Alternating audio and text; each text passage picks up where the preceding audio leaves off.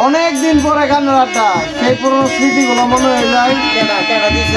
বন্ধু বন্ধু প্রিন্স আর এই যে মাসুম ভাই, মাসুম মাটি বাগল, নীরব চন্দ্র দাস, শিশির ছোট ভাই প্রিন্সের। তো যাই হোক, অনেকদিন পরে গানের কথা কইলা না। হ্যাঁ এর কথা অনেকদিন পরে গানের মধ্যে বললাম, ভালো লাগতেছে। আসলে প্রিন্স কিরকম লাগতেছে আজকে? আমার দুঃখ কিনা দেয়া যা, পরে কথা কম। হ্যাঁ, তোর দক্ষিণা বন্ধুর বাড়িতে আইছে গান শোনার জন্য, আর বন্ধু আমার কাছে বকশিস চাইতেছে। বন্ধু তুই তো দর্শকের ইজ্জত মেরেলে।